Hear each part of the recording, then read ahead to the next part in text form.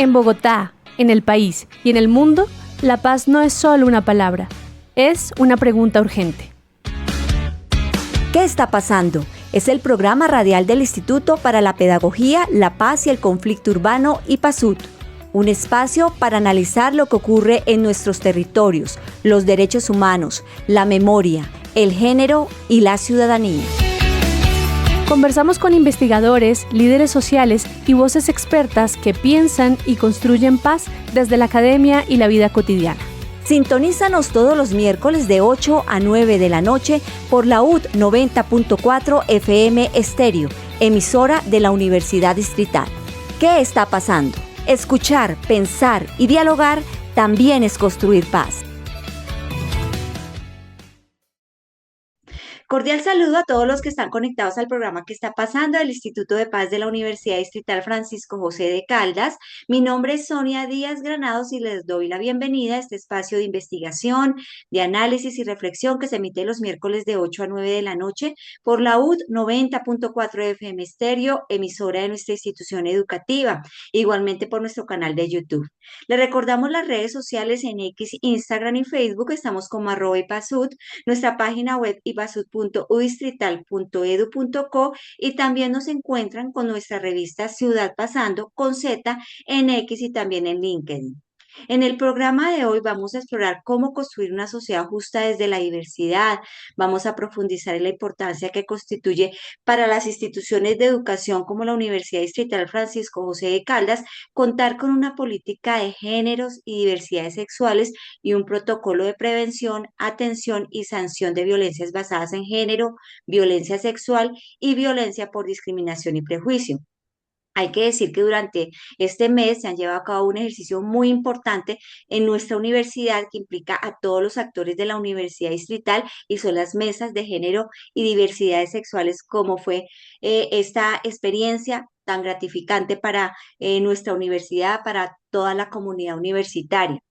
Y justamente vamos a hablar de este tema y por eso es nuestro invitado del día de hoy, que es un referente de autoridad en temas de LGBTIQ+, y con él analizaremos aspectos claves como el rol y el impacto de los docentes en el ámbito educativo de las diversidades y el abordaje de las violencias, así como la importancia de la prevención, la atención sensible y la justicia restaurativa.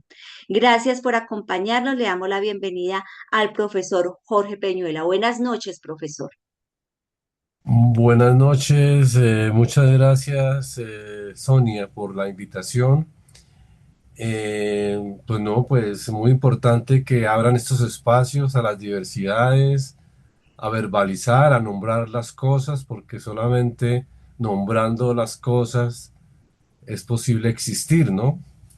En igualdad de condiciones, como existen la mayoría de las personas. Jorge Peñuela es miembro activo del Comité de Géneros y Diversidades Sexuales de la Universidad Distrital Francisco José de Caldas.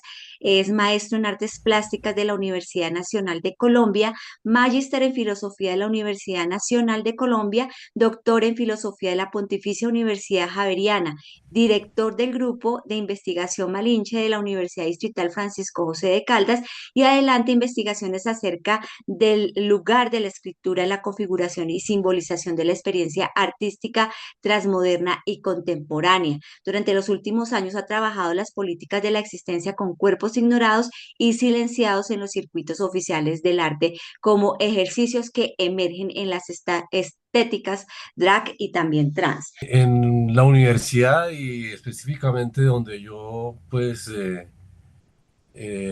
trabajo, que es la Facultad de Artes ASAP, eh, comenzamos en 2016, comenzamos a nombrar estas realidades, hablar de género, hablar de diversidades sexuales. En principio era difícil, ¿no? Era difícil nombrar esto, era muy extraño. Vino varias manifestaciones, varias demandas, muchos movimientos por parte del movimiento, valga la redundancia, el movimiento universitario, en donde coincidimos tanto lo que estábamos planteando en la facultad, profes, estudiantes, pero también pues ya a nivel mucho más grande que era la universidad, ¿no? Era como esas necesidades que había de introducir una reforma que se hablara de las violencias hacia las mujeres, hacia las diversidades sexuales, la invisibilización de las diversidades sexuales. Entonces, en eso llevamos 10 años, ¿no? Con la política de género, bueno, cuando se crea, pues eso hace, ya cuando se oficializa que la Universidad Distrital tiene una política de género, esto tiene 3 años, ¿no? Claro, profe.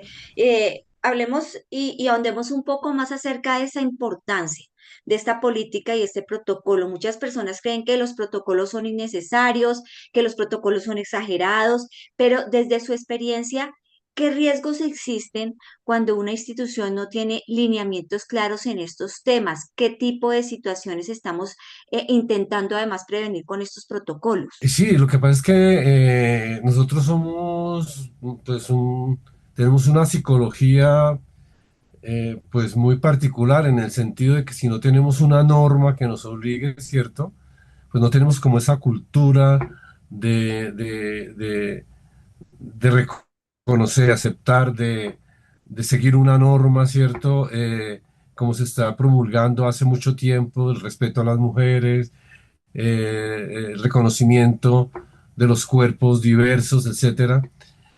Pero si no hay una norma, ¿cierto? Si no hay una política que obligue, que presione, inclusive que tenga, pues, que conmine, que advierta que esto puede llevar una sanción, no lo hacemos. Entonces hay veces o hay veces no, se requiere una norma, una política, pues que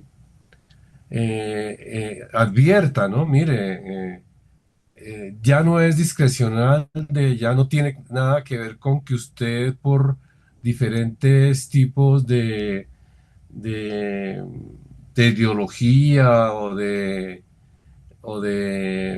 construcción personal decida o no aceptar un cuerpo diverso o aceptar que las mujeres tienen igual derechos que los hombres, etcétera, sino que ya no depende de lo que usted crea en particular, sino que la institución, para que usted haga parte de esta institución, tiene que acogerse a esta norma.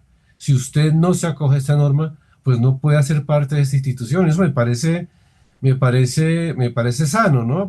Ahora, yo insisto que lo ideal no es eso, que es decir, pero nuestra cultura no es así, nosotros no pasamos por reformas importantes, ¿cierto? Hemos sido muy pegados a unas tradiciones que por lo general son misóginas, machistas, homofóbicas, ¿cierto? Entonces, es importante pues tener la norma, ¿no? Para, como ese elemento de, como de no sé si advertencia o Como un conducto pues, regular. sí.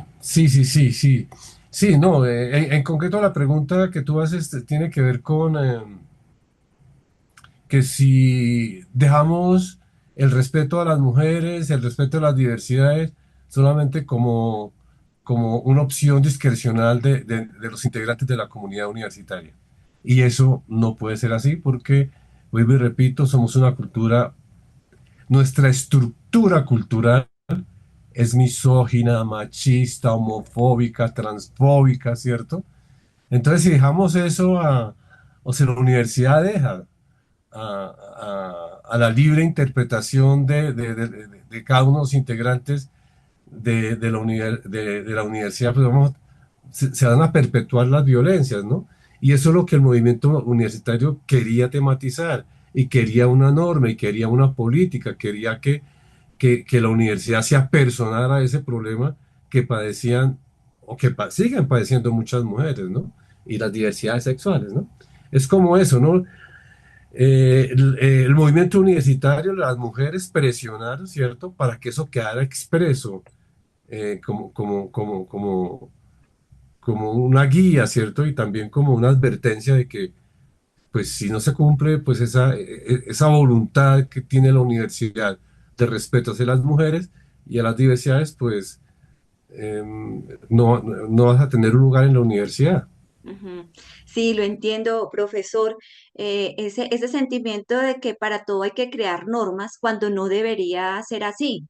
Es lo que le entiendo más o menos, son normas que hay que seguir, obviamente, pero esto, digamos, se normaliza todas estas prácticas, como usted los decía, misógena, xenofobia, discriminación racial, en fin, pero cuanto se necesita una norma, pues hay que implementarla justamente para que la comunidad universitaria, en este caso, acate y mire que hay una realidad y que mire que hay personas que tienen derechos igual que cualquiera, o sea, todos tenemos derecho a la academia, a estudiar, tenemos derecho a un espacio, a un escenario para que tengan las libertades suficientes para ser lo que somos cada uno.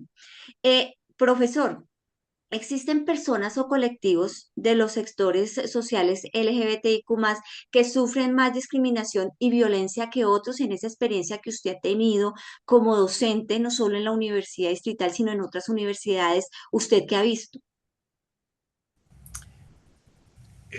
Pues a nivel general, pues por supuesto que hay poblaciones que están más expuestas a la violencia, ¿no?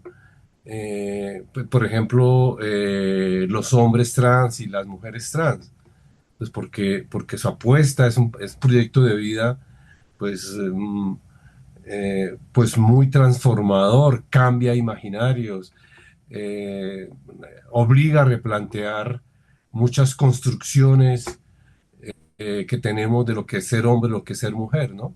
Y que ven que hacer un tránsito, como se llama, ¿cierto? Pues eso violenta la cultura, ¿cierto? Entonces en la perspectiva de esta cultura machista y misógina, ¿no? Entonces, en ese sentido, pues las mujeres trans y los hombres trans son de los grupos de las poblaciones que sufren más violencia y de hecho pues son objeto de asesinatos, son asesinadas, ¿no? Yo en estos días pues recordé el caso de Sarah Miller, eso fue el año pasado, justo hace un año, hicimos en donde es una mujer trans que vivía en Bello, y con su familia, con su mamá, y un grupo, finalmente, pues, como, como, como suele pasar en este tipo de asesinatos, ¿no? Pues muchas veces quedan impunes, la gente que tiene que ver con eso no es castigada ejemplarmente, entonces queda mucho la impunidad, ¿no? Entonces en el caso de Sarah Miller, que era una mujer trans, fue asesinada de una manera muy brutal, no, pues lo repito porque eso fue muy conocido el año pasado, hasta los medios más hegemónicos pues se alarmaron pues con toda esta violencia, ¿no? Le fracturaron las piernas, la Terrible. golpearon, la botaron a un río y ya con las piernas rotas pues no pudo y se murió allá. Y bueno, y lo que queda, ¿no? La madre como queda, pues todo lo que la madre dijo, ¿no? Eh, bueno, entonces, pero eso fue un asesinato muy brutal. Pero los asesinatos contra las mujeres trans están marcados por la brutalidad, ¿no? Por la brutalidad y por eso, y ahí sí volvemos a la pregunta. Hay que tener una norma, una ley que prevenga y que castigue estos desvíos, pues en que ocurren pues personas, ¿no? Por sus construcciones de lo que es ser hombre y lo que es ser mujer, ¿no? Entonces eso, ¿no? Uno viene a la universidad llegan chicos, chicas, profes, pues que vienen del conjunto de la sociedad, ¿no? Formados y uno dice, bueno, ojalá que esa cultura en donde somos formados, que era a donde tú apuntabas, ¿no? Qué bueno sería que la universidad no tuviera que tener una política de género y diversidades sexuales, porque la cultura misma, ¿cierto? Sin que la constriñan, sin que la obliguen, ¿cierto? Sea respetuosa con las mujeres, sea respetuosa con las diversidades, ¿cierto? Pero eso no es así, es todo lo contrario. Entonces, lo mínimo que las mujeres y las diversidades sexuales le piden a la institución es, diga, mire, tome medidas, tenga una política, haga algo, ¿cierto? Para que aquí dentro de la universidad no sea un foco más de reproducción de violencias. Eso es lo que están haciendo muchas mujeres en la universidad, muchas estudiantes, muchas profesoras, para lograr o para que se tuviera una política de género y diversidades, pero también para que pues, se introdujera eso dentro de la práctica académica, que es en lo que estamos, que todavía falta como eso, ¿no? De que está eso como muy afuera, ¿cierto? Pero todavía todas estas inquietudes no han logrado, todos estos enfoques no han logrado permear pues la vida académica estrictamente, ¿no? Digamos, por ejemplo, que si tú tienes una clase de matemáticas, de química, de física, de biología, de derecho, lo que sea, ¿cierto? Tengas un componente en donde se hable de esas cosas, ¿cierto? Que no sea algo como por fuera, por allá, como que está pues, está en otra parte, no, sino que los estudiantes se lo encuentren programado dentro de los planes que siguen los maestros con sus estudiantes en sus prácticas diarias, pedagógicas y académicas. Definitivamente los prejuicios hacia los sectores sociales LGBTIQ+ tienen incidencia en esas limitaciones a las que son sometidos para el acceso a la educación, para el acceso a la salud, al trabajo, a la libre expresión y obviamente al disfrute de esa vida, de esos espacios libres de violencia. Profesor, usted habla de tomar esas medidas justamente para el respeto de esta comunidad. Eh, yo sí quisiera que nos explicara cómo ha sido este proceso en la Universidad Distrital, qué tan difícil ha sido, qué obstáculos han tenido, por parte de qué actores han tenido estos obstáculos y cómo los estudiantes puntualmente pues apoyan este tipo de políticas o de implementación de políticas de géneros y diversidades sexuales. Hace, pues, coincidencialmente, desde el Centro de Investigaciones, el antiguo Centro de Investigaciones, hoy Oficina de Investigaciones, presentamos un proyecto de investigación para, eh, es- para mirar cómo son las prácticas culturales y artísticas en lo que hoy llamamos territorios. Eh, Es una palabra que utilizamos como para señalar como unos espacios en donde la sobrevivencia quizá es más complicada que en los centros hegemónicos, ¿no?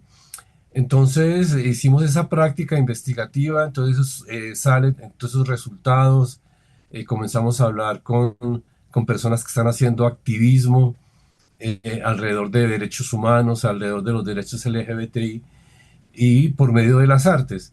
Entonces, los resultados de esa investigación los introdujimos o fueron introducidos yo fui quien coordinó la investigación y los propusimos a un proyecto curricular para que hiciera parte del pensum, ¿sí? Que los estudiantes vieran, ¿cierto? Dentro de su plan de estudios que hay unos temas, ¿cierto?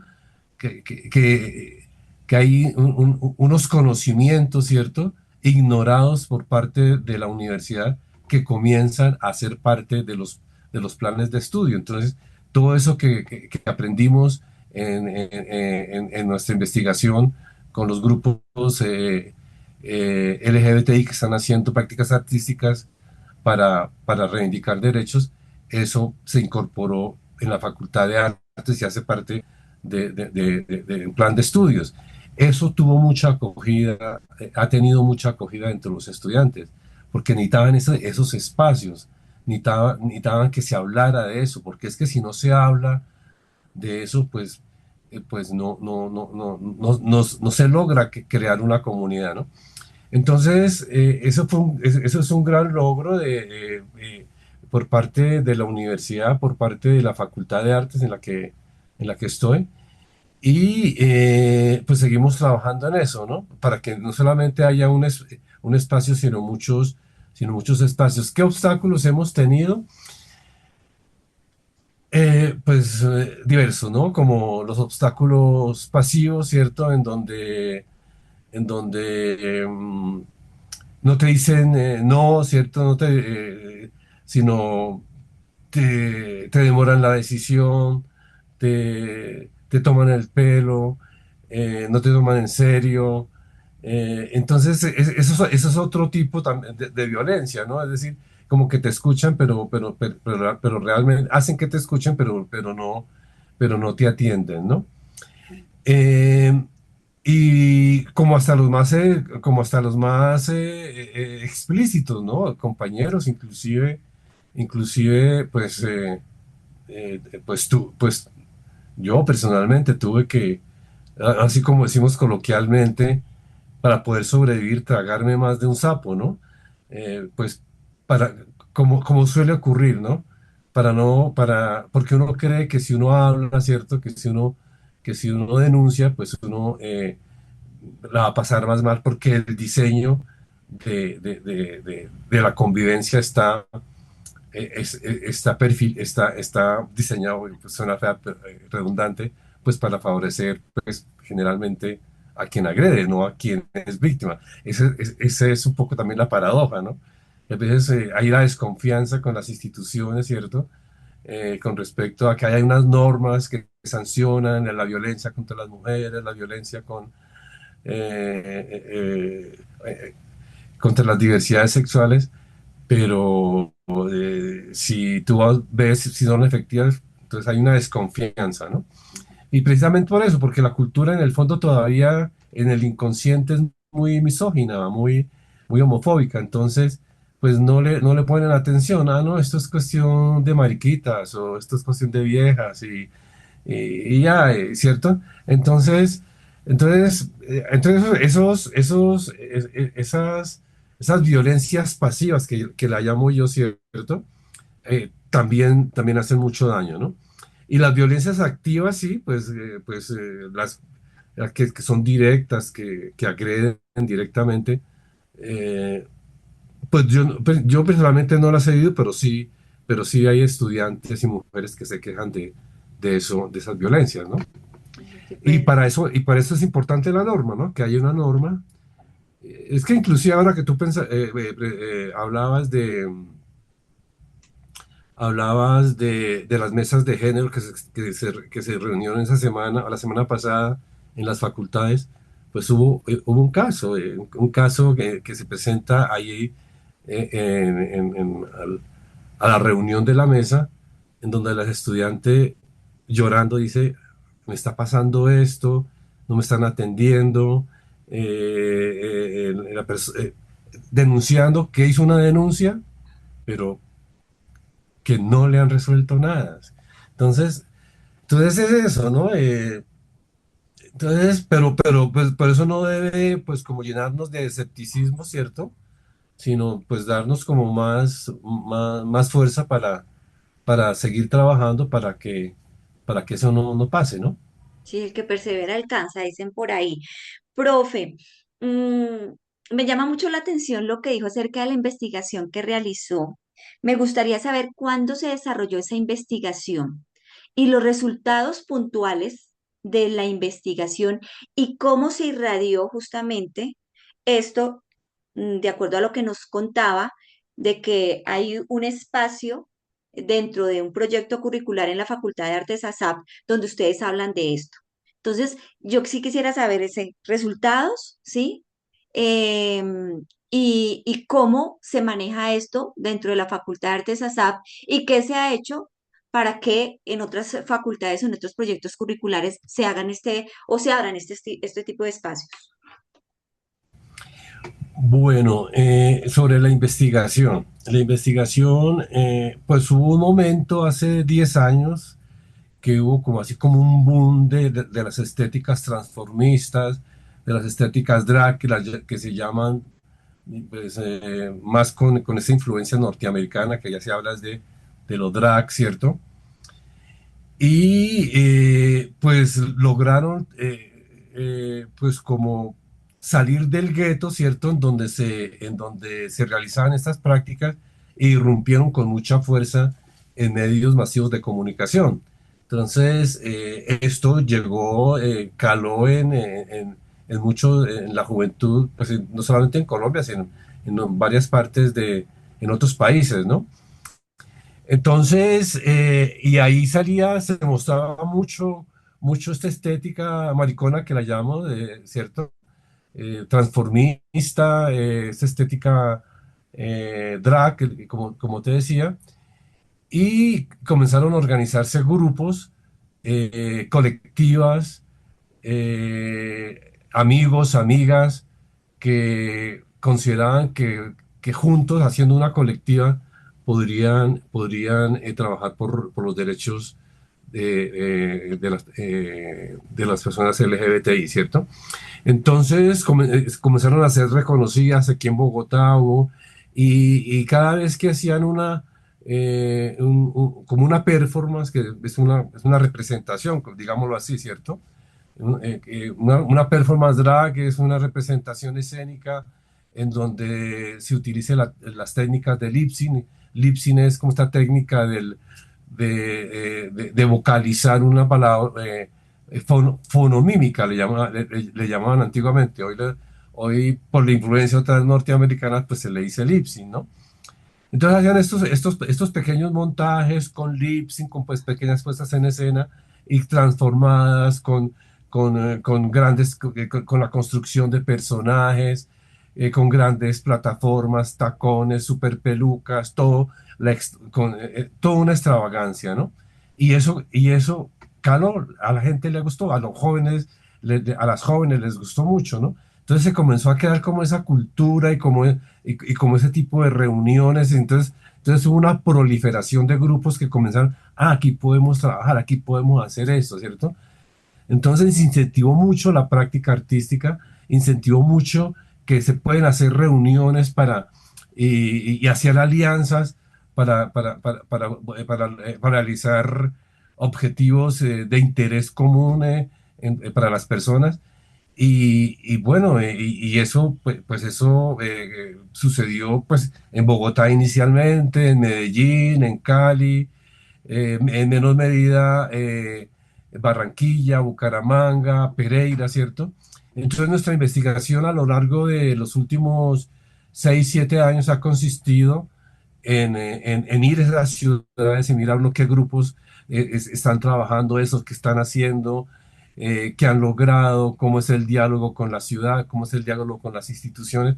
Entonces todo eso lo hemos venido trabajando, esos son los resultados de la investigación y estos son los resultados que como toda investigación, como toda producción de conocimiento, pues lo deseable es que entren a ser parte de los planes de estudio, ¿no? Entonces eso fue lo que logramos y es lo que está buscando actualmente la investigación en la Universidad y tal, que las investigaciones logren entrar a los planes de estudio, ¿no? Entonces eso logramos con respecto al género y a la diversidad sexual, ¿no? Entonces, y bueno, ahí andamos, ¿no? Bueno, pues muy, muy interesante, profesor, porque de verdad a veces esas investigaciones se quedan en el papel, pero como usted dice, han logrado que también dentro de la comunidad universitaria se den a conocer y ojalá que se haga en otros espacios, en otros salones, en otros proyectos curriculares, porque de verdad es muy importante. No sé si a raíz de eso salió el festival usted me corrige, profesor, el festival de la noche y las luciérnagas, este evento. Sí, es justo eso, digamos ya.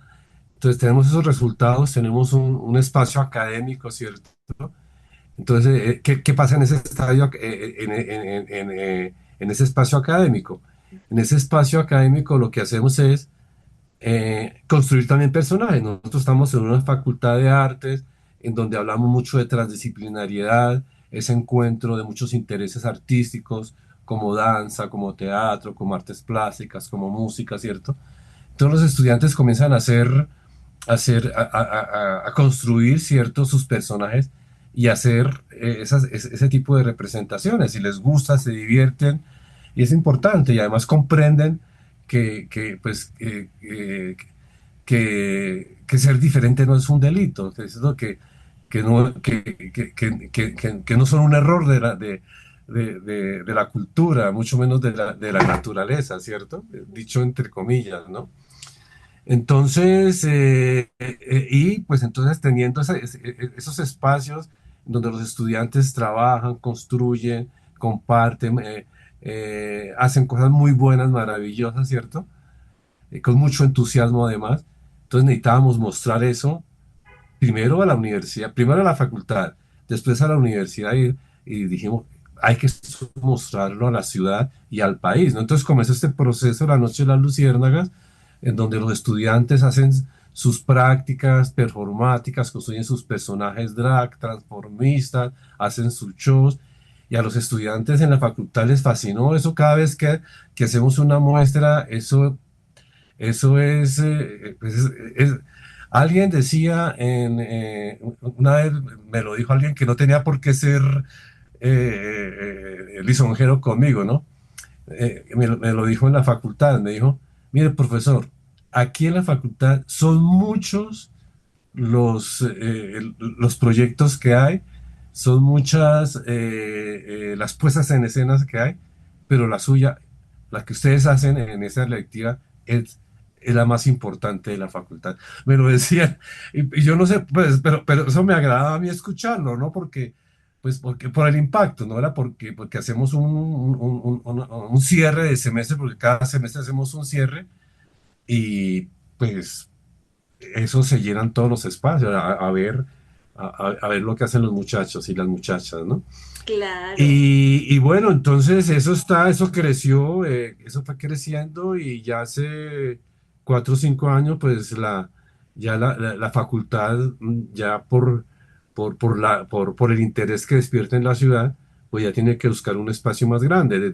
El último evento que hicimos de la Noche de las Luciérnagas en la facultad, eso fue demasiada gente, tuvimos demasiada, pues para poder tener organizar logísticamente la facultad, ¿cierto? Entonces ya se nos complicaba muchísimo, digo, entonces ya tenemos que buscar una alianza, entonces nos vamos con el IDARTES, con el Teatro Jorge Lerce Gaitán, y allá es un espacio diseñado para grandes espectáculos, entonces logramos el apoyo del IDARTES, que siempre ha estado ahí, le ha gustado mucho el proyecto, al teatro le ha gustado mucho el proyecto, tener un espacio en el Jorge Eliezer un sábado o un viernes, eso es eso para el teatro es muy importante, ¿no? Sin embargo, nos dan el espacio. A la alcaldía vamos a dar mucho interés porque la alcaldía también tiene una política de género. Nosotros somos alcaldía también porque somos financiados con recursos de la alcaldía, ¿no? Entonces, sí, los estudiantes tienen ese espacio, trabajan durante el semestre y al final del semestre, pues tienen un espacio donde mostrarlo, ¿no?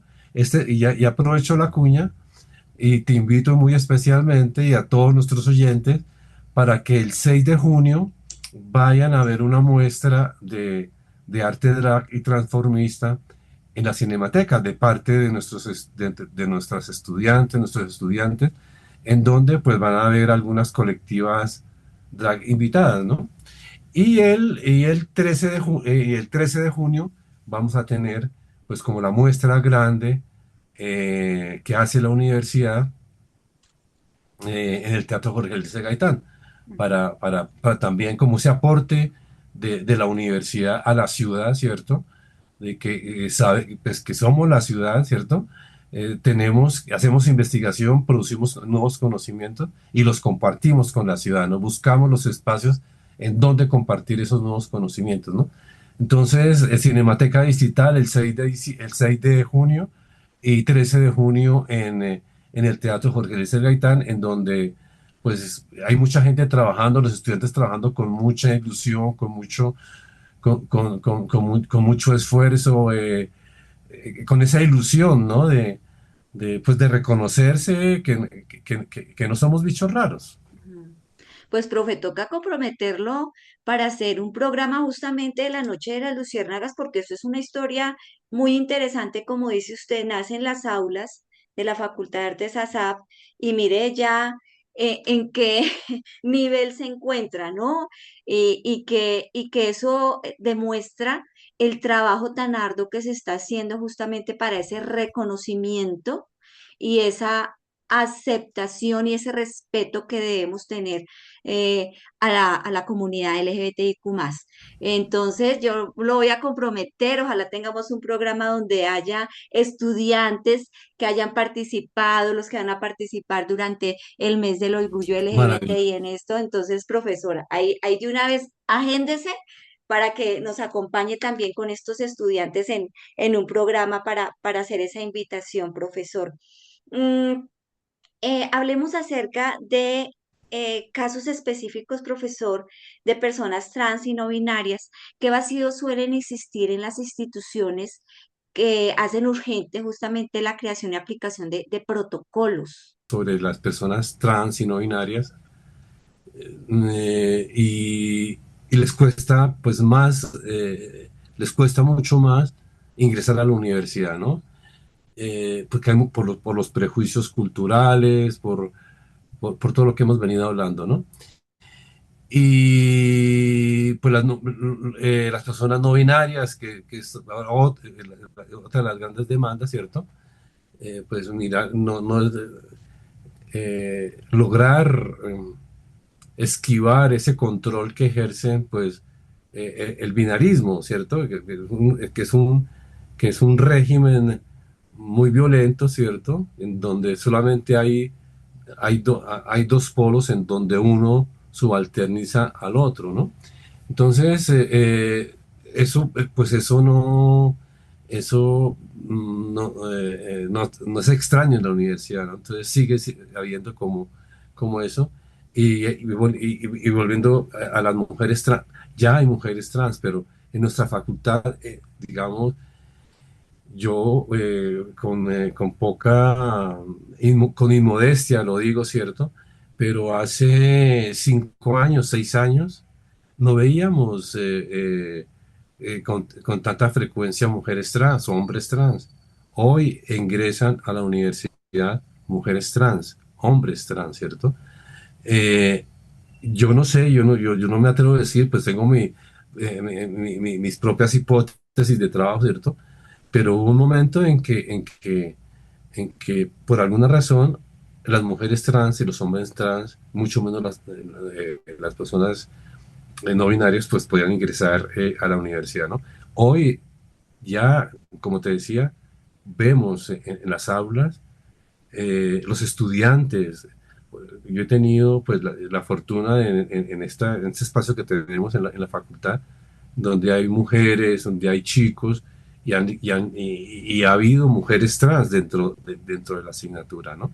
Que son proyectos de vida, ¿no? Y van allá y bueno, que están hablando acá, pues yo que entré y que soy mujer trans, bueno, vamos a mirar cómo esto se está volviendo una práctica académica, ¿no?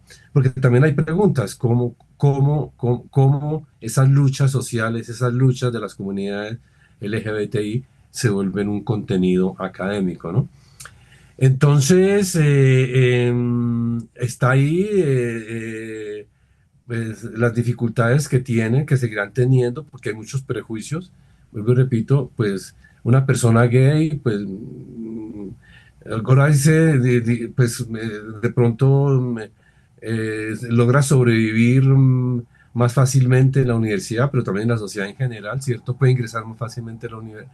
Inclusive, pues ojalá que en algún momento la universidad volviera a retomar el diálogo con la Alcaldía Mayor de Bogotá para crear unos cupos especiales trans, ¿no? Porque atendiendo a la dificultad para ingresar a la universidad, hace como unos 5 o 6 años, tal vez 5 o 6 años, se habló de crear unos cupos especiales para personas trans, que tuvieran una especial atención, un proceso de admisión diferencial, ¿cierto? Pero finalmente el Consejo Académico no lo aprobó, ¿no? Pues eso era pues también como también era un interés también de la alcaldía en ese momento, ¿no? Hoy está eso como olvidado, pues porque ya hay, no sé, ya están ingresando mujeres trans, bueno, hombres trans, uno ve hombres trans, mujeres trans en la universidad, y eso es bueno, ¿no? Habrá que mirar qué pasa en otras universidades, qué pasa en otras facultades, porque digamos, yo sí, otra vez inmodestamente, ¿cierto? Como es mucho de lo que hacemos en la facultad, mucho de lo que hacemos en la electiva, los estudiantes que han salido graduados, ¿cierto? Lo han replicado en otros espacios. Yo he visto cómo han hecho este tipo de prácticas y cómo otras universidades ya, ya están hablando también de diversidad sexual pero nosotros lo hicimos, comenzamos eso hace 10 años. Entonces nosotros somos referente pues local, regional, nacional, y la gente sabe que aquí estamos haciendo cosas importantes para el reconocimiento de los derechos de las personas LGBTI Q+. Mm.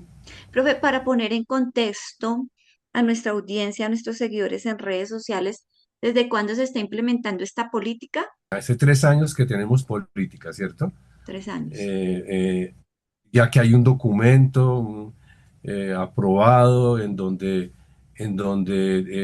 pues los estudiantes, política de género, de protección de las mujeres y protección a las diversidades sexuales, protección especial. ¿Por qué protección especial? Porque es que es una cultura muy violenta con las mujeres y con las diversidades sexuales. Entonces hay que tomar medidas. Entonces el movimiento universitario lo que hizo fue hagan un documento, tematicen eso, asuman que hay violencia en la universidad contra las mujeres, ¿cierto? Contra las diversidades, y tomen medidas. Y esas medidas son la política. Formalmente, ¿cierto? Hace 3 años tenemos política.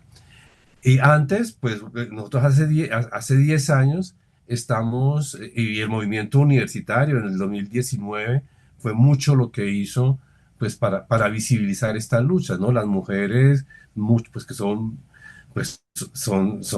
objeto de violencia a cada momento, ¿no? Y también las diversidades, ¿no? Entonces, política hace 3 años, pero las luchas del movimiento universitario comenzaron así de manera fuerte, como en el 2019, que yo recuerde, y nosotros estábamos, pues también más o menos desde el 2016, haciendo este tipo de prácticas ya dentro de la facultad, hablando, hablando de diversidad sexual.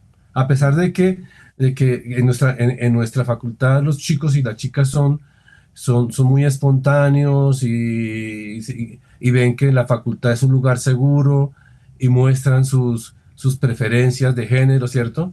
Pero no se les visibilizaba como, personas, como sujetos de derecho. Así es, profesor. En el contexto de la prevención, ¿cómo un protocolo, y de acuerdo a esa experiencia que ya lleva la universidad, ayuda a identificar y detener a tiempo esas conductas de violencia sexual que afectan, además desproporcionadamente a personas LGTBIQ+, como el acoso o la agresión por orientación sexual? Hablemos de esa experiencia de prevención. Eh, Eso es muy importante. El protocolo no es solamente sanción, por supuesto que debe haber, que debe estar escrito, pues, cómo sancionar una violencia, por supuesto. ¿Qué tal que, pues, como le comentaba ahora en la mesa que tuvimos la semana pasada en la facultad, donde un estudiante asiste y dice, mire, yo puse una denuncia por esto y esto, por violencia, ¿cierto?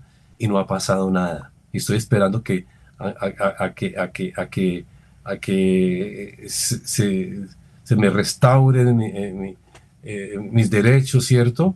Y se castigue a la persona responsable, pero no ha pasado nada. Entonces, listo, entonces está ahí, está esa necesidad que, como tú dices, de tener ese protocolo en donde está expreso cómo se va a sancionar, pero también es un protocolo de prevención, ¿no? ¿Cómo hacemos para prevenir? ¿Cómo hacemos? Porque somos somos una institución pedagógica, somos una academia que tiene unas pedagogías, tiene que tener unas estrategias de formar a las nuevas ciudadanías, ¿no? ¿Cómo hacemos para que muchos de nuestros estudiantes van a salir a ser profesores, profesores de artes, ¿no? ¿Cómo van a llevar, cómo van a llevar este nuevo mundo a las escuelas, ¿no? Entonces, tiene un componente pedagógico muy importante, al menos lo que hacemos en el espacio que te mencionaba antes, que es las estéticas drag, trans y queer para una sociedad igualitaria, el espacio de socialización que se llama La Noche y de cultura LGBTI que se llama La Noche y la Luciérnaga, son espacios en donde se sensibiliza a las personas y ya por medio del arte, ya la gente te mira de otra manera, son artistas, ¿cierto? Están aportando, están construyendo, están aportando a la cultura, ¿cierto? Entonces ya no nos ven como enemigos, ¿cierto? Sino como potenciales colegas, ¿no? Entonces, esa parte pedagógica es muy importante, la parte de prevención es muy importante. Nos falta, pues, por supuesto, mucho más, porque lleva 3 años la política, ¿cierto? Pero lo que hemos dicho, como esto es cultural, está muy arraigado el prejuicio, el prejuicio contra las diversidades sexuales y la infravaloración de la importancia cultural que tienen las mujeres en la sociedad, ¿no? Entonces, siempre es con la idea de subalternizarlas, etcétera. Entonces, ahí ese es el gran reto que tiene la universidad. Es decir, que pues trabajar mucho más en pedagogía, comprometer mucho más a los profesores en la pedagogía, incorporar, vincular personas especialistas, como decía Angeli Torres, la, la, la representante del rector en asuntos de género, ¿para qué? Para llevar pues todos estos discursos, como tú decías al comienzo, que no se queden como letra para cuando haya no, el caso de la agresión, sino que sean activos, que estén dentro de la práctica pedagógica y dentro de la práctica académica. Y hay que buscar maneras esta es una manera en eso hasta ahora estamos comenzando realmente. Es que es un trabajo muy arduo, profesor, porque pues el protocolo debe incluir también a estudiantes indígenas, afro, migrantes, LGBTIQ+, porque siendo además indígenas, afro, inmigrantes, esto como que agrava mucho más las violencias por discriminación. Y yo me imagino que eso hay un apartado, no sé, usted me dirá, dentro del protocolo frente a esta población. Con las poblaciones afro, Afro, indígenas, migrantes. pues pues por supuesto que el enfoque es género y diversidad sexual, claro. Pues se tiene esa sensibilidad, por supuesto, pues porque se comparte con estas poblaciones, pues todo este dispositivo de clasismo, racismo, homofobia, misoginia, ¿cierto? Pues a que tienen que hacer frente pues, las personas que, que no somos blancas, que no somos heterosexuales, que no cumplimos con el protocolo machista, ¿cierto? Entonces, sí, por supuesto, hay, pero específicamente está centrado en asuntos de género y diversidad sexual que afectan pues, a las poblaciones afro, por supuesto. Sí. Mm. Profesor, ¿qué papel, ya para finalizar, juegan los docentes, los directivos de la Universidad Distrital en la implementación efectiva del protocolo? ¿Qué mensaje le daría también a quienes aún dudan de esa importancia de construir espacios seguros e inclusivos para todas las identidades y orientaciones sexuales? Pues el papel de los profes y las directivas es fundamental. Es fundamental porque pues eh, los chicos, las chicas que llegan a la universidad llegan con muchas ilusiones, eh, confían en que sus profesores, que las directivas siempre están tomando las mejores decisiones para ellos, para ellas, ¿cierto? Entonces la confianza de los estudiantes en sus profesores es fundamental, ¿no? Entonces esa confianza no debe ser defraudada. Entonces el profesor y las profesoras, ¿cierto? Son muy importantes en lo que tú llamabas, nombradas acertadamente, en una campaña, en un compromiso de prevención. Es decir, ¿cómo hago yo para que en mi plan de curso que debo renovar, que debo actualizar todos los semestres, ¿cierto? ¿Qué voy a revisar? ¿Qué voy a cambiar? ¿Qué experiencia tuve? El plan de curso que llevamos semestre a semestre a las aulas, pues se revisa semestre a semestre, ¿no? Y ahí debería haber un momento del profesor o la profesora en donde se hable de esto, ¿no? Mire, tal actor que vamos a ver, mire que este actor, pues además de que fue una gran investigadora, Marie Curie, ¿cierto? Pues una gran mujer, no solamente una gran investigadora, gran premio, muchos premios de Nobel, ¿cierto? Varios premios Nobel, sino que además fue una lideresa en asuntos de género, de lucha por la visibilidad de las mujeres científicas en la ciencia, ¿no? Un espacio en donde dominado por hombres, ¿no? Entonces los profesores son los y las profes son muy importantes porque pueden incorporar dentro de sus planes de curso, lo repito, en algún momento todas esas inquietudes contemporáneas, ¿cierto? Y que los estudiantes están esperando que los profes y las profes hablemos de eso, ¿cierto? Entonces son muy importantes. Con respecto a las directivas, por supuesto que son muy importantes, ¿cierto? Y que ojalá pues tomen las decisiones acertadas, ¿no? Pues todo el diálogo que yo he tenido con las directivas de la universidad ha sido positivo, con la oficina de investigaciones siempre ha sido nos ha facilitado recursos para poder, porque hacer La Noche de la Lucierna es un montaje que requiere una financiación especial, porque organizar eventos masivos es costoso, ¿no? Pero eso es un aporte también, un aporte de la universidad, pues, a la ciudad, como veníamos diciendo, ¿no? Ujú. Entonces, las directivas sí han hecho lo posible, pues, lo digo yo desde mi experiencia personal, ¿no?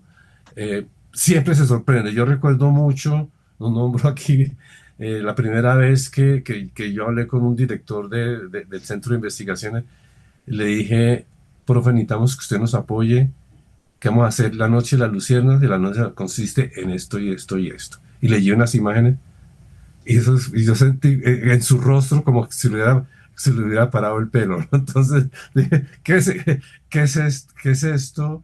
¿De qué está hablando este profesor acá en este sacro espacio, ¿cierto? Pero finalmente en el diálogo comprendió, sí, y bien, pero así en varios casos, ¿no? Hay profesores como profesores, ¿cierto? Que en algún momento, directivos, ¿no? Que en algún momento, y eso lo agradezco, no digo el nombre porque pues no, ellos no necesitan que yo los nombre, en un momento crítico en donde nos van a decir, ustedes no pueden seguir haciendo la noche de las luciérnagas porque eso desprestigia la universidad. Tengo que decir eso, que alguna vez pasó. Y un director dijo, no, eso no es cierto. La Noche y la Lucena se hace porque eso es un proyecto de la universidad y es un proyecto de la facultad. Porque ha habido resistencias por parte de algunos mandos, ¿cierto? Medios, ¿cierto? Estamos hablando de profes, directivas, mandos medios, ¿cierto? Que no vamos a decirle a la gente que estamos en un mundo ideal, no. Bueno, pues muy interesante ese trabajo que se está realizando por parte suya, por parte de la Facultad de Artes ASAP, el Comité de Género, resaltar también estas mesas que se hicieron la semana pasada de género en cada una de las facultades, donde se escucharon propuestas, donde se escucharon también denuncias, donde se escuchó también y se hizo catarsis por parte, como nos contaba usted, profesor, de algunos alumnas que han sentido esa discriminación, ese irrespeto también por parte de algunos actores de la comunidad universitaria. Entonces, muy importante lo que hablamos en este programa y para cerrar este espacio es importante recordar que hablar de géneros y diversidades sexuales en la universidad no es un tema de accesorio, sino una apuesta fundamental por la dignidad, el respeto y también la garantía de los derechos. Profesor, muchas gracias por haber estado con nosotros. Bueno, muchas gracias por la invitación y qué bueno que hayamos tenido la oportunidad de contarle a más gente pues lo que hacemos en la universidad.